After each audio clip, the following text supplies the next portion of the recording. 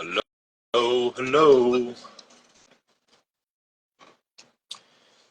We are going to have a guest, so hold tight.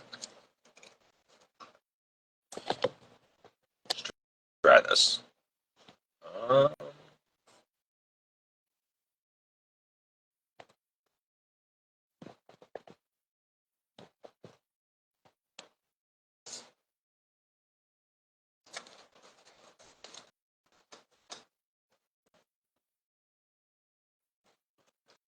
Hopefully, if this request works. Let's try this again.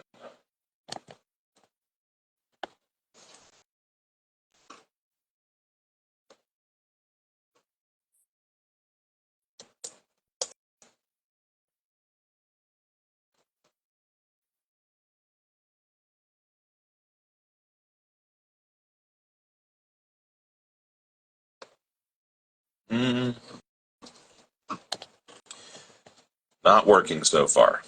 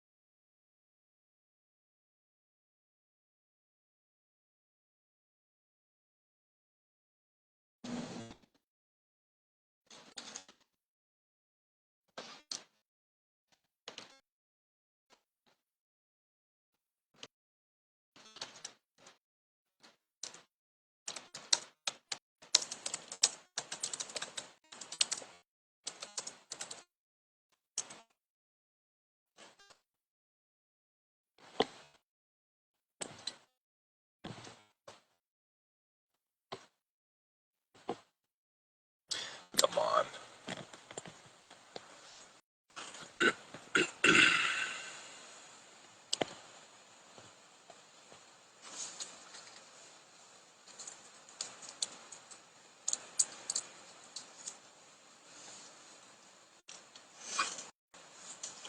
Sorry, guys. We are not having any luck connecting here, obviously.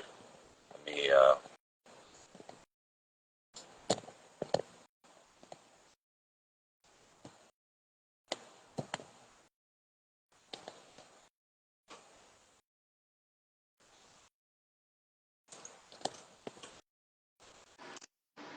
we go. There we go. Can you hear Can me you see fine? me? Yeah, I can Yeah, see I you. got you. You see me okay? Yeah. Can you guys see both of us on your screen? That's the question. Anyone? Sometimes. So it's weird, and maybe it's because I need to update my Instagram or something, but the last few times I've done lives, I can hear the person, but I can't see them. Which, okay, they can see both of us, so we're fine. It's just a little awkward when I'm just looking at myself the whole time. But It's fine. No big deal. Cool. Thank you.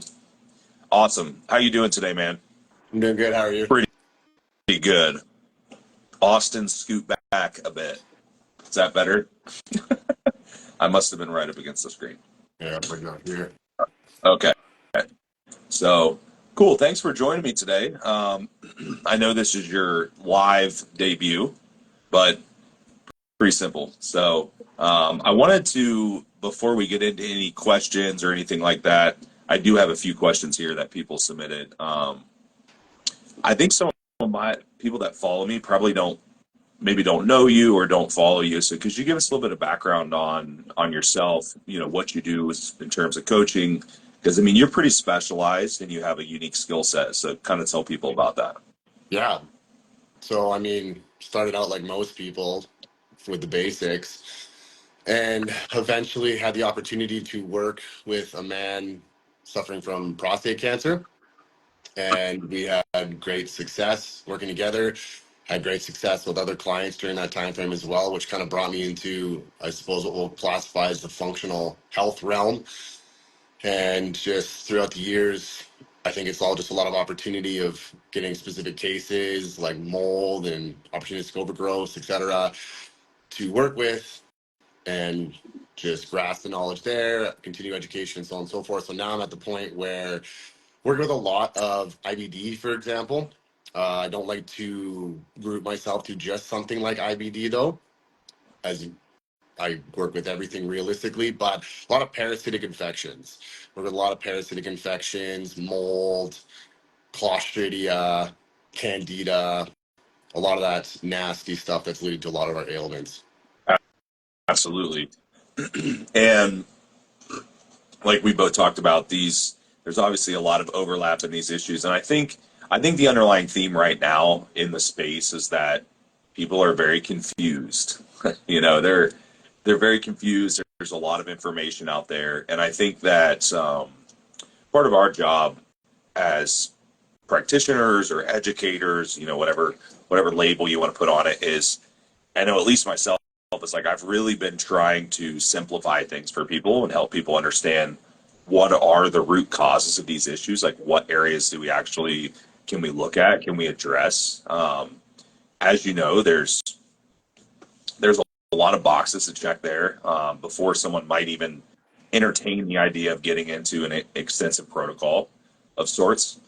So what I wanted to do first was kind of go over some of those connections and correlations that we see because yourself, like you said, you're working with a lot of IBD cases. So for those that aren't maybe as familiar with what that means, he's talking about inflammatory bowel disease. So that's kind of a broad term, right? I mean, that could Yeah. be a lot of inflammatory bowel disease, Crohn's, colitis, diverticulitis. Like there's a lot of things that are lumped into that category, but essentially we have some type of GI tract or maybe more specifically large intestinal inflammation, small intestinal inflammation that's potentially potentiating some of these issues, or it's even a result of some of these issues, right? Which you're seeing a lot of your cases, like we had talked about in some of the GI maps and things that we were looking at, was a lot of these IBD cases are probably a result of an ongoing infection that's already present, right? Yeah. So let's talk about that a little bit. So, what do you think, in your opinion, are some of the primary reasons? Maybe give your top three primary reasons that people might be dealing with an inflammatory bowel condition. Right. Like you always got to dive in, as you know, like you and I discussed, to the psychology aspect of it, not meaning like treating the psychology, like that's not my wheelhouse, but finding out, is there some sort of underlying trauma? Is there some sort of constant stress that's leading to an immunosuppression of some sort, high levels of cortisol, adrenal fatigue, kind of figuring out what that is. And okay, are you still dealing with that? Because if you're still dealing with that, that's something that we need to consider gets addressed along with what we are going to work on. Now, working with IBD, seeing a lot of like excessive blood in the stool, autoimmune issues, joint pain, sleep issues, depression, schizophrenia, even sometimes, like kind of all over the map. Okay, uh, what happened at some point in your life? Was it antibiotic usage? Was it mold exposure? Was it chronic stress, a severe trauma that led to something like a fungal infection, or in most cases, in my experience now, is a parasitic infection? Yes, they still have a fungal infection. They potentially have Clostridia. They obviously have overgrowth of opportunistic bacteria. But what's taking precedence here is going to be a parasitic infection, because I see it all the time. These people get put through Clostridia protocols, they get put through microbial protocols, they get put through fungal protocols. They either don't get better or they get better, and then a month or two later they relapse. And we have to look at, okay, as long as it's not a trauma leading to this relapse, what was the mechanism that caused this? And we're always coming back to parasitic infections. And also with that relapse piece, I'm glad that you brought that up. So, well, really two things in there that I wanted to dive into a little bit further. First off was you kind of alluded to trauma, but what you alluded to was you were tracing back some steps there. So, um, one thing I think lacks a little bit, and maybe it's just the intake process that people are using, or maybe just the overall thought process, is the kind of going back and actually finding what that root cause is, because a lot of people are throwing around that term root cause practitioner, Right. right? When they're like, and the term itself is good. It makes a lot of sense, but you can't really understand a root cause of an issue when you're only looking at what's going on right now or what's going on even a year ago, right? So, in my experience, I work with a lot of competitors, right? Or I work with a lot of people that used to be competitors or are wanting to compete again at some point once they feel better. Um, so that could be a trigger for them. Sometimes those cases are relatively easy. Sometimes I can simply look back and see when they actually started bodybuilding, and I'm like, well, you were good here and you're not good now. And the kind of common denominator there was was that chain of events that happened with competitions, dieting, maybe performance enhancements or whatever it was. But for a lot of people, especially our Gen Pop people and even a lot of the competitors, you sometimes have to go back quite a bit further, right? So, um, you know, how far back do you like to kind of investigate when you're looking at those issues? Are you digging in? Because I know I do this a lot. Are you digging into like teenage years, childhood? Like how far down that rabbit hole are we going? Yeah, like always acquire family history to what they're aware of, especially the mother. And then, because you'll always hear, oh, my mother had XYZ. And then you're like, okay, well, that's an infection that was most likely passed down. And granted, like the individuals that I'm working with are the ones that have been dealing with this stuff for 15, 30 in their entire life. But are you a C-section baby or vaginal birth? Were you breastfed or formula fed? So you kind of start with that process. And then I find it interesting because on intake forms, I've always discovered that people are not quite as honest. Not that they're lying, they're just not providing all the information. So then that's where that initial consult, you just start asking questions and things start to come to mind, and they remember, oh yeah, when I was a kid I always had an ear infection, or I was put on several rounds of penicillin, or this that. And so I kind of, without taking up too much of these people's times, trying to dive back as far as possible and work your way up to see if there's any significant moments in their life that could have started this. And in the case of IBD, it's always going to be antibiotics, it's always going to be some sort of trauma. And so then we hone in on that. Okay, once again, are we still dealing with that in this time? And if they claim no, then okay, we move on from there. And okay, what is that play now? Are you just stuck with that infection and that's what's taking precedence? Or are you still dealing with that trauma? Are you still taking antibiotics, so on and so forth? Yeah. So you brought up a good point. I mean, I think that people don't. I think part of the reason people don't disclose information is because they don't know.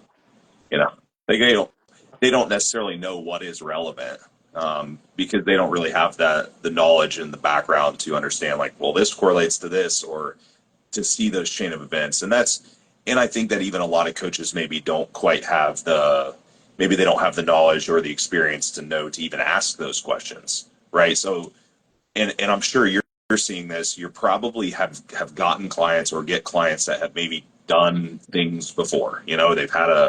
They've worked with a naturopath or a coach or a physician or whoever, and have probably gone through XYZ protocol.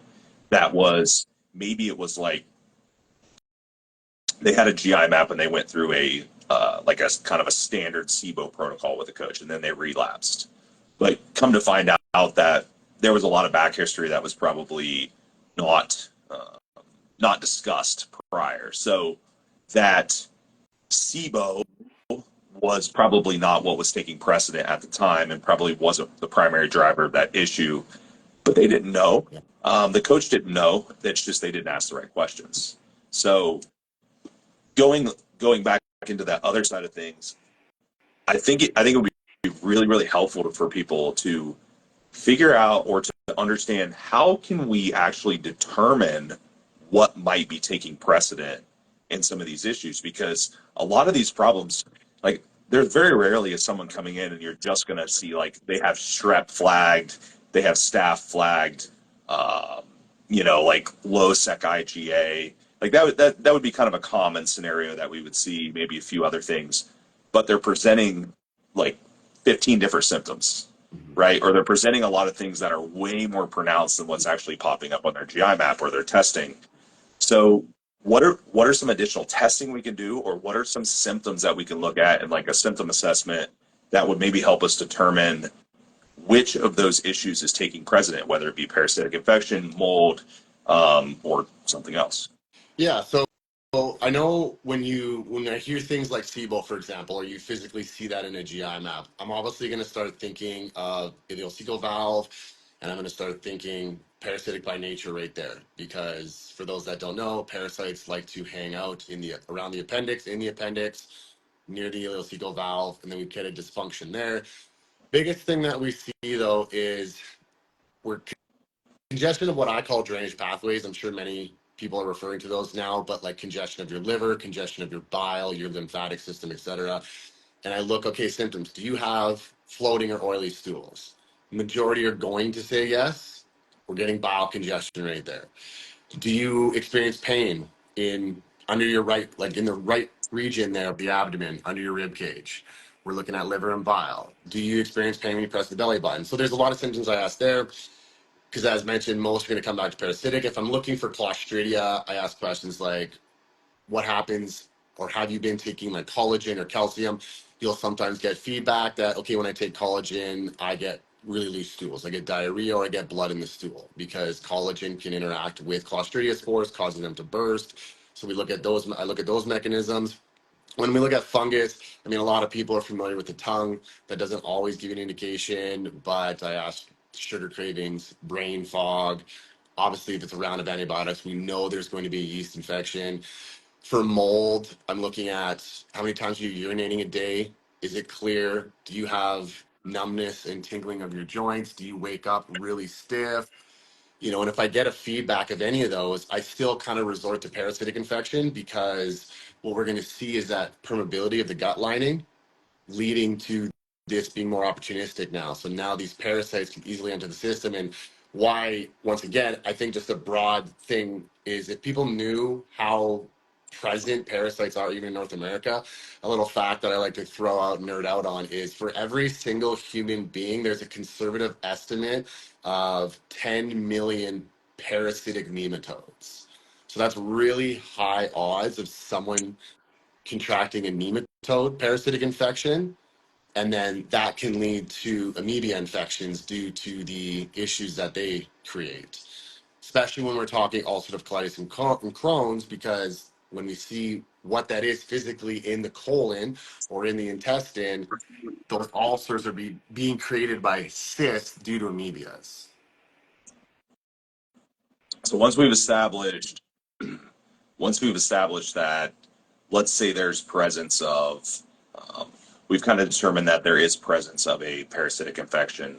Um, what are our first steps? Because there's a few things that I want to touch on here, um, because we can't just throw someone into a parasitic protocol, right? And we can't just throw some like just like anything else. We can't just throw someone into a mold protocol or a SIBO protocol.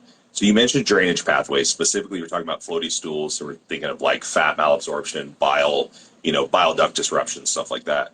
So let's talk about some practical steps that we can actually take to prep someone for ridding these infections, whatever it might be, and then let's go into how we might actually do that. Yeah, so most people are going to be like, what supplement do I take? Or like if you're mentoring, what supplement? What supplement? Yes, I'll admit I use the supplements as a big driver, but let's look again at the stress. Okay, do we need to implement some stress management? Obviously we do. Who doesn't need that, right? So vagus nerve stimulation, nervous system work in general. Meditation is tricky because a lot of people think meditation is about being completely blank minded and Buddha stuff, when in reality it's just slowing your breath down. So, some box breathing. Where's their diet at? Are they ingesting foods that they think are healthy, but it could actually be contributing to the issue? So, for example, high loads of fiber. We know fiber plays a crucial role, but should we be ingesting a lot of fiber right now? Should we be ingesting a lot of vegetables? I'm a big fan of fruit, though, so I try to prioritize that intake when it comes to fibrous sources. Are they getting enough protein, calories in general? And then the biggest sticking point that I have found with most people is the bile. And so we have what's known as the sphincter of Oddi. That's where bile is released into the small intestine. For those that don't know, bile is more than just fat metabolism. It plays a crucial role in detoxification, getting the bad things out of your body. Bile bounds itself to toxins, so we can excrete them through the intestine, through the colon, via stool, which is the safest way to get rid of toxins. Now we look, especially women, because majority of women are going to have high estrogen, and we're going to see low thyroid. So that those both will affect that sphincter. So now we're getting congestion of the bile, and we're thinking of it as like a queue, we're at Disney World, right? And that lineup is just getting longer and longer and longer because it's not moving right here. But everybody keeps piling in the lineup, even though it's not moving. And so a lot of people go into like, oh, detox and this and that and everything when they're neglecting the base of the, okay, and let's talk stool. Like we need to be going at least 2 to 3 times when we're trying to drain. How many people do you work with that are constipated and they think that's normal? They think it's normal to go only 3 times a week. So we got to get the bowels moving, right? Which comes back to stress management, water intake. And then I really focus on that bile. And then I look at Yeah. what's implementing the bile congestion. Yeah, the what I like to call it's really the phase three of liver detox, right? Yeah. Yeah. It's The the excretion. excretory phase, Yeah. right? So you know, um, good luck detoxing if nothing's coming out. Yeah. You're gonna have Mhm. a bad time.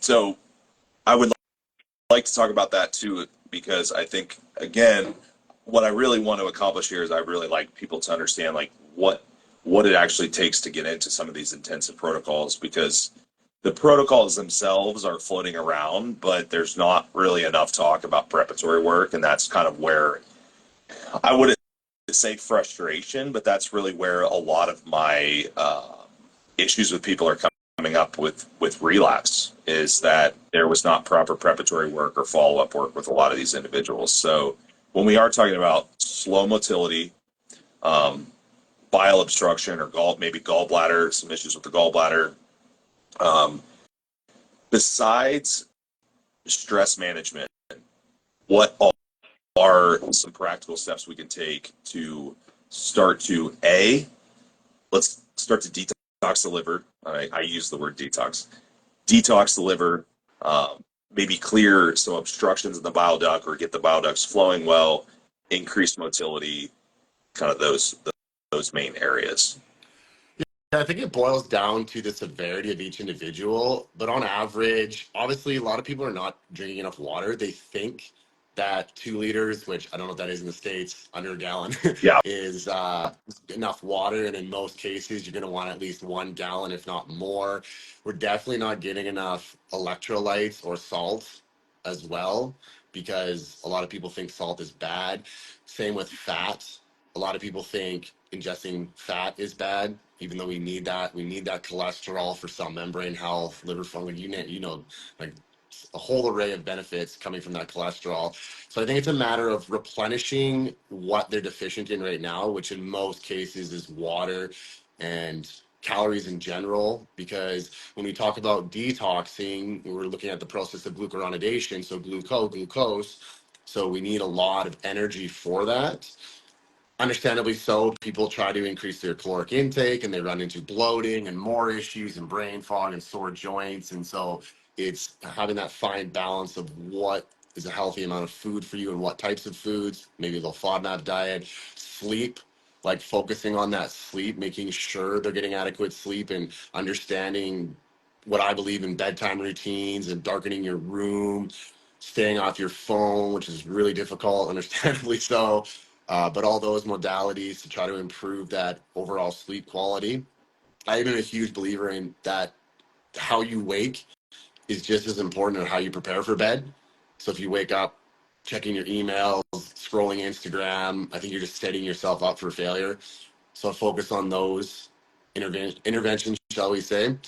But realistically, yeah, I think it's just filling filling the blanks of the deficiencies, getting them prepped for that. But in doing so, okay, like mentioned, the increase in calories is leading to bloat, etc. Okay, well, what can I implement now in regards to getting the bloating down? Do we want to look at already jumping into drainage to get things flowing? Because a lot of times when we look at bloat, we're looking at stagnation when we talk SIBO. So we don't have enough bile flow, so we're not getting enough HCl to protect ourselves, right? So we don't burn through that small intestine. So it's not always as easy as just taking HCl. So pancreatic enzymes possibly, because both the pancreas and the bile meet into the small intestine. So if we're seeing bile congestion, we know there's going to be pancreatic enzyme congestion occurring as well. But I think it's just calories, sleep, and water, aside from that stress management. For sure. With this, I like that you mentioned the wake routine too, because I think something that people don't realize is a lot of our detoxification systems, including our bowel movements, are circadian based, right? So when do you normally go to the bathroom? A lot of people generally have a bowel movement in the morning, right? What happens when you travel? Or what happens when you wake up, you go to a different time zone? Or what happens when you get thrown out of your routine? If you miss your morning bowel movement, probably going to be bloated. May throw you off for a couple days. Um, it's I always find it really interesting when I can really get someone to adhere to a good sleep wake routine and also like a consistent sleep wake time. I mean, that's so important for people. Is our bodies are, like I said, everything is circadian based.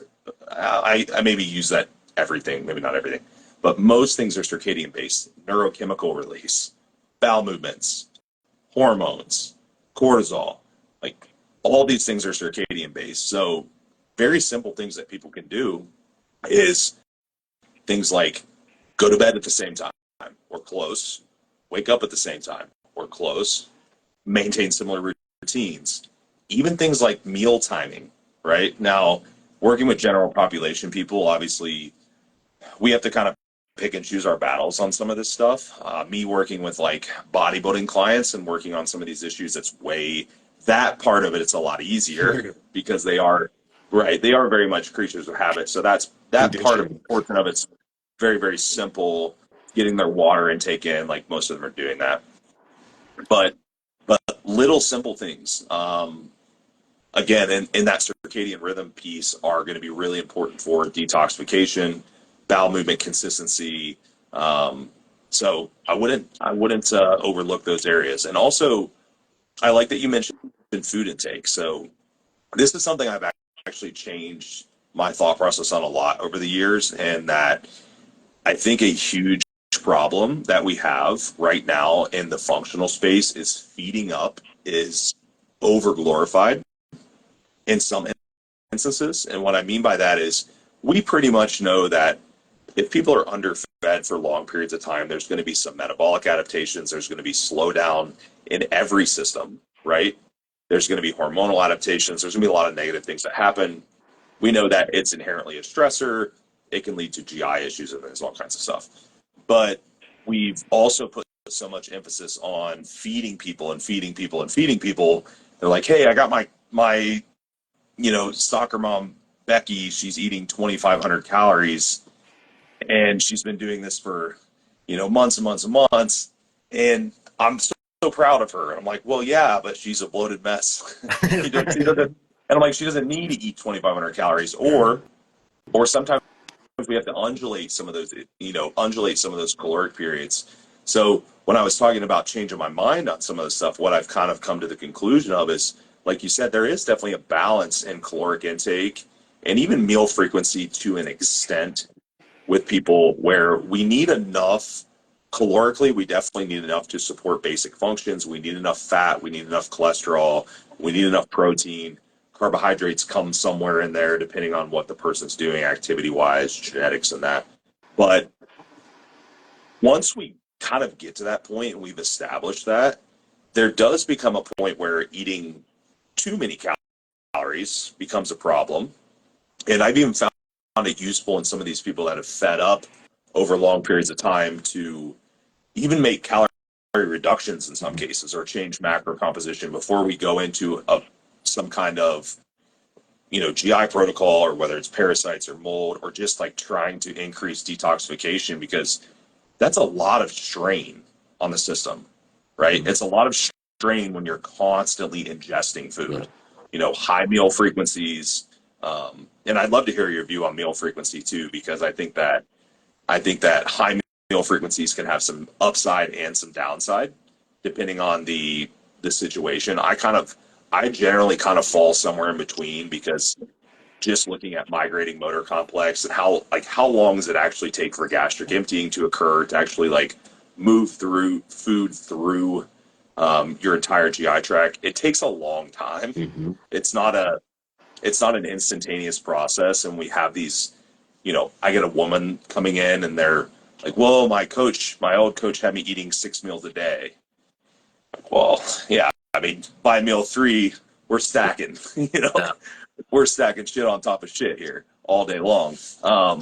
So, some of those things I think need to be potentially cut down or adjusted a little bit if we really want to optimize the detoxification process. Mhm. Yeah, and like when you mentioned like the stacking once again too, obviously there's so many variables that go into that. But if this person isn't having adequate levels of stomach acid, pancreatic enzymes, we're gonna get a lot of that stacking occurring, or we end up in the maldigested food coming on the stool. And so Yeah. I think with meal frequencies and like caloric manipulation and whatnot, obviously lesser calories deficits, even fasting in some instances, stimulating autophagy, so helping clear out some inflammation in dead cells, etc., go a long way with that.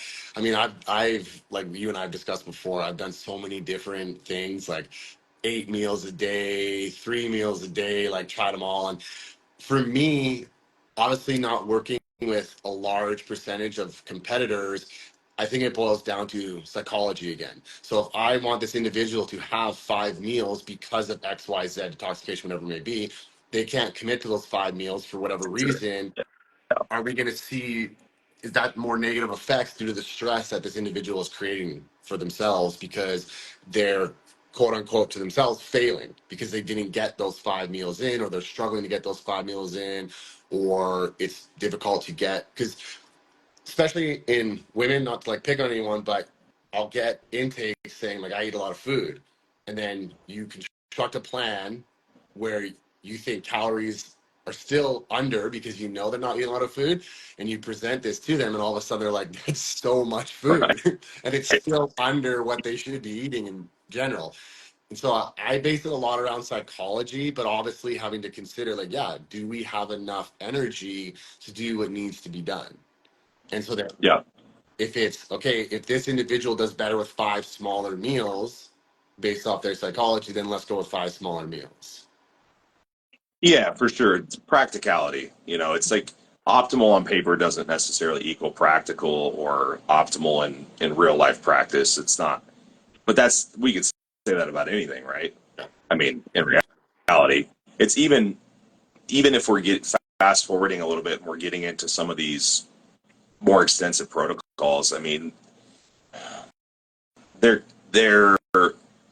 I think it was maybe the last call we talked about this, or maybe it was the call prior, but we had talked about this idea of how people felt and how that affected their results. So in real simple terms, like some of these individuals, they feel so, for lack of better words, they feel so shitty when they start, um, that we do have to kind of prioritize getting them to feel better in order to be able to get the buy-in to that process and get them to actually be able to get through a more extensive protocol without being so stressed and feeling so bad that our results go in the other direction because they feel terrible, right? So um, there does become a balance there where we have to understand, like, some of these individuals, it's simple. Some of these individuals, it's like routine stuff. We have to help them manage lifestyle. We have to help them create better habits, so on and so forth, and then they're ready. But some of these people, they're very sensitive to this. So the way I always think about it is, if we were to have somebody come off the street that has never tracked a macronutrient, that has never followed a meal plan, that has never taken a supplement, how would you feel if you were introduced to this?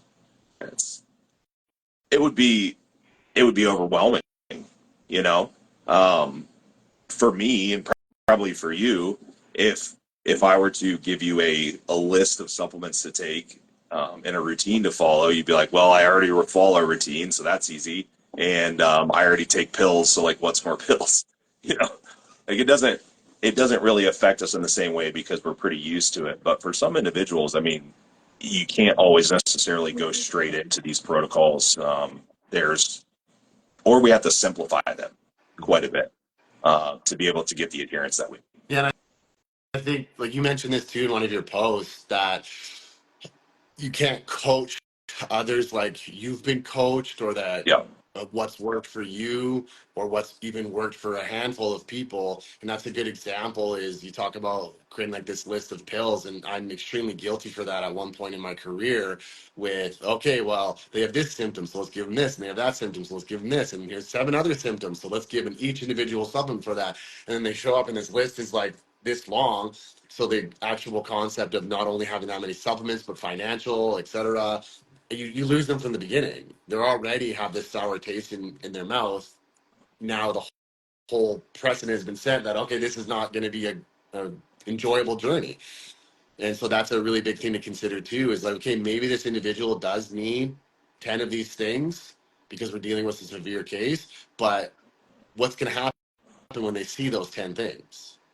Do we need Right. to bring And it it down to 3 things to start? 100%.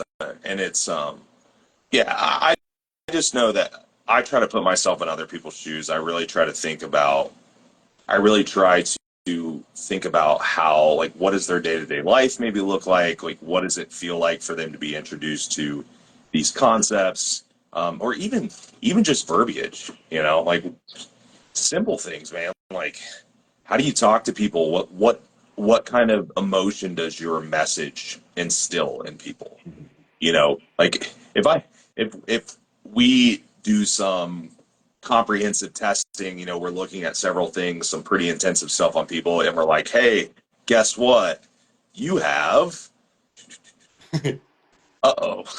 Yeah. Like that, to us, that could be me getting that news is not necessarily what I want, but to me, it's like, okay, I have an answer. Now I can find a solution and I can fix the problem. So it's maybe even encouraging, but for some people, that's it's not, it's not necessarily the way you want to talk to people. So we had kind of talked about, does your does your coaching message or your marketing message, or however you convey your message to people, does it induce fear Yeah. or does it induce hope? Yeah. I really hope, I really hope that people start to consider that a little bit more, Yeah. because I think that something I'm seeing a lot of is there are people that are becoming more and more educated, but they're having a difficult time actually coaching people when they come in because a lot of the time people are signing up on fear-based marketing, and it's pretty difficult to get the correct type of buy-in from someone that signs up purely out of fear-based marketing. Hmm.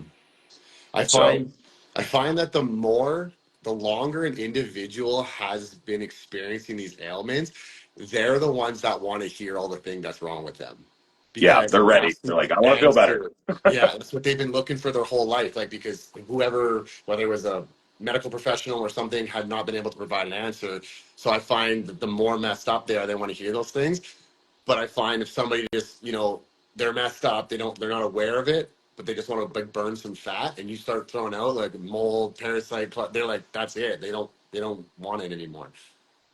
Yeah, you are exactly. I mean, that's exactly the way I look at it. You're 100% right. I realized this long time ago where when I was starting to really dive into we'll use functional health. I kind of hate that term now because it's kind of it's kind of Yeah. bastardized. But um, when I started to get into that space more, what I was what I was finding is like, okay, well now I know what these symptoms look like. Now I know how to test them potentially, but no one else really knew what they were at the time. Now we actually, like, at least now we're actually getting some people that come in, like you said, that are looking for answers, that realize that these things exist, and they want to find answers. But even 5 years ago, the landscape was entirely different. If you would just get so many people that would come in, they're like, hey, I want to lose some body fat, and you're like, well, you actually have all of these things, Yeah. and we're going to have to address those first. And they're like, what? I didn't hire you for that. So they're checked out. Like they're checked out, or they're scared, or they're upset, or there are any number of things that you really don't want. So that can be pretty delicate when people come in. So I think going back to what we were saying earlier about understanding what the foundation of these processes are, like detoxification and motility and psychology. Sometimes you can softly introduce people into these processes and just be like, hey, we're seeing some issues, XYZ potentially, but here's some things that we can work on now that will help prime you for potentially working on some of these things later down the line. Um, Nothing to really worry about. We just need to make sure that we're getting our ducks in a row here. So it's you ever get those tests back sometimes with people and you're like, oh my God, this looks like shit, but you don't necessarily want to say that to the client. I find that a lot. I'm like, man, this looks really bad. But if I go right out and say that to the client, that it is not going to go the way that I want it to go. Yeah, exactly. Well, you mentioned testing too. I think testing is like a double-edged sword because in some cases, I almost want to say most cases, when they see those test results, that's kind of the buy-in. They're like, oh, okay, right. He Yeah, mentioned this. He for did sure. this. And, okay, we're seeing this now. But sometimes they don't understand or they do their own research and then that kind of leads to issues. But another beef, shall I say, that I have with testing is, let's say we run testing, and it's important to understand that if you're not detoxing, those tests are not going to be super accurate because they're picking up what you're excreting. And if you're not Excretory. Yeah. excreting it, you're not going to pick it up. So we have that to consider. But also, let's say we take a test and this person undeniably has a fungal infection or a parasitic infection, but it doesn't show up, especially in the case of parasites because they're extremely difficult to find. Now that individual is focused not on what is actually the issue. They're focused on, well, this was red or this was red. And I understand that, but we have to ask ourselves, what led to this becoming red? It's something further. You didn't just, you just didn't wake up with SIBO or high levels of Silobacter, things like that, right? Like, and so that's where I worry about testing sometimes, is because now people are just narrow-minded rather than seeing the bigger picture. But it can be extremely Yeah. valuable at the same time. Yeah. 100%. I like that you mentioned excretory because most of the tests we are using are excretory in nature. They're, urine, stool, things like that. So yeah, if it's not coming out, that doesn't necessarily indicate that it's not there. I mean, parasites are a great example. I mean, will they flag on a GI map? Yeah, sometimes. But I would venture to say that, you know, you're going to see like a little bit of presence of like a protozoa or something on Mhm. a GI map, and the person's only going to the bathroom every 3 days. You better believe there's more in there. Yeah. You know, Yeah. yeah, it's that little bit that you saw come out. It's probably a pretty good indication that if the fact that you even saw it come out at all Hmm. means there's Yeah. probably quite a bit Yeah. that the test isn't picking up. Hmm. And it's the same thing. Like Candida is a perfect example of that. Candida is notoriously systemic. Hmm. You know, we see it all the time with people. It's like you clearly have a yeast problem, whether it's oral thrush, vaginal yeast infections, like yeast on the skin. You know, like I had a guy. I'm sure he won't mind me talking about him. Um, really great client that I've had for a little while. We were doing a consultation, and I'd done a GI map on him, and there was no yeast on the GI map, no candida. But he's talking to me on the call, and he kind of like he's using his hands, doing some hand motions. And I said, hey, let me see your hands. His hands were white, dude. There was like yeast falling off of the palms of his hands. I'm talking like flaky. I felt like we were in the Austin Powers and Goldmember, where he's like peeling shit off his hands. I'm like, bro, you got yeast all over your Yeah. hands, you know, but yet didn't show up because, because there were he was having a lot of motility issues, and it hadn't popped up on there, and it was systemic. Um, so again, like yeast is a great example, and you see it with women all the time. They're getting recurring yeast infections, and what are they doing? They're probably like antifungal, or they're getting, you know, bacterial vaginosis infections or something, and they're like antibiotic, Yeah. recurring infection, antibiotic, recurring infection. Yet, yes, maybe you see some like Klebsiella or something pop up that's going to be more common with your UTIs, but like it doesn't always pan out like that. So symptom assessment is huge with these people, and understand that the tests are helpful, but they're definitely not everything. You Yeah. can't you definitely can't rely on. It's something I teach. It's something I show people how to utilize. It's something that I'm a big proponent of. Hmm. But if you don't know how to assess symptoms, you might as well not test. Maybe that's not entirely accurate, but it's I get what you're saying. it's not far it's not far from accurate. Yeah. Yeah. No, I definitely get what you're saying, and that's I have backed off, and let's also consider finances too. If I Yeah, can for sure. diagnose somebody got symptoms to save them money, I'm gonna go that route. So since you're in Canada, um, are most of your clients in the U.S. or are they Canadian? Majority of the U.S. Yeah. Okay, so you have a little bit easier access to testing there because testing in Canada is a little. It's not. You can get it, but it's not as easy to get. Well, I got Um, accounts with everybody, so it made life much simpler that way. So like any GI map, any organic acid test. When it comes to blood work, if necessary, it's a lot easier for Canadians because we get it for free. Well, right, free. um, but right. thankfully, I've got access to those, so I can. We just the exchange rate that kills us. Like Yeah, $300, it's like 500 Canadian. Like it's a 100%. lot. Right. Yeah, and then of course availability of some of the supplementation. You can get most of the stuff there. You can have things shipped. You're going to pay. You guys have a customs fee, right? That you guys have to like pay for things to come through. They're If you stopping a can't get lot too, because I what was don't. that? They're stop. I'm not like really big into the Oh, whole politics and everything, but there's like no, if they don't have a French label or anything, they don't let them across the border at all. They send them back, and so you have to like ship yourself arts and crafts, and yeah, it's a pain in the yeah, butt. yeah. Um, it's it's funny. It's funny you say most of your clients are in the U.S. because I have had a handful of Canadian coaches I've worked with and stuff, and they're like, most of my clients in the U.S. I'm the guy that's getting the Canadian clients pain in the ass. I'm gonna start giving them to you guys. Well, I don't know of a lot of other Canadian coaches that can work with cases like yourself and myself would. And so I don't know if that's why like a lot of Canadians are going to the States for that very reason, because I can't Yeah, think of any. Yeah, it's just like anything else. The U.S. when it comes to that space, functional health space, it's definitely definitely pretty advanced. I mean, it'll catch up in other places, but I mean, I get cases from all over the place, especially consultations. Even if it's not a full time client, I mean, I think I had last year I had made a post at the end of the year how I had like 16 different countries, you know, sourcing testing for this guy that I had to do a consult with in Poland.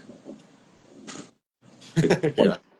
yeah, so Australia, Israel, those are terrible places. Like not the places. I meant for getting testing and stuff. Those they're really hard to work with. yeah, but they're not, again, like the symptoms can get you most of the way there, and sometimes these processes aren't as simple as getting a test and looking at symptoms and then going through the process. Sometimes it's like it's a step by step thing where I'm like, okay, obviously there's this, Yeah. let's start here and here, what's left over. It's like, okay, well, all these symptoms are gone. I still kind of have this. I'm like, okay, well, let's work on this. And sometimes the processes are like that. It's like we got to kind of, we have to run through some of these things in phases.